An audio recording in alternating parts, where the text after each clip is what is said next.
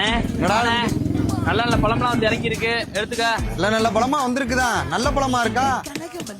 நல்லா இருக்கு எடுத்துக்கணே. நல்ல பழம் தானா? ஊசி எதுவும் போடலையே? உனக்கு யார் சொன்னாவா? செல்லுல எல்லாம் பாக்குறது இல்லையா? அதுல ஏதோ ஊசி ஏத்துறாங்களா கலர் சாயம். என்னண்ணே பேசுற நீ? நேத்து பாக்குறேன் அந்த பேக்கரியில் நின்றுகிட்டு கண்ட கர்மத்து கலர் எல்லாம் வாங்கி மடக்கு மடக்குன்னு குடிச்சுக்கிட்டு இருக்க. இப்ப வந்துகிட்டு தண்ணி பழத்துக்கு இப்படி பேசிக்கிட்டு இருக்க. அது எனர்ஜி ட்ரிங்க்டா, அது வேற. இதை செக் பண்ணி பார்த்து வாங்கினியா? என்ன செக் பண்ணணும்? என்ன செக் பண்ணணுமா? ஏண்டா இதுல என்னமோ வெள்ளை துணியை வச்சு தொடச்சு பார்த்தா ரெட் கலர்ல சாயம் விட்டுதாமே. ஏனே கடவுள் கொடுத்த மூலையில கொஞ்சமாவது யோசிக்கணும்லனே. இந்த சிவப்பு கலர் தண்ணி படத்தை வெள்ளை துணியை வச்சு தேய்ச்சா சிவப்பு கலர் தானே விட்டுது. அந்த மஞ்சள் கலர் ஆகட்டும். எவனோ ஒருத்தர் எங்கேயோ ஊசி போட்டிருக்கலாம். அதை 19 அள்ளி நீங்க சோசியல் மீடியால போட்டிய.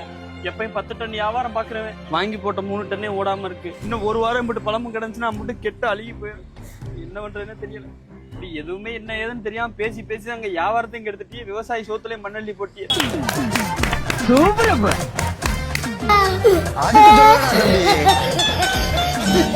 Health முக்கியம்ல, health. கண்ட கலையில வாங்கி திங்க முடியுமா? சரி வரோம் கணேசா. ஓய்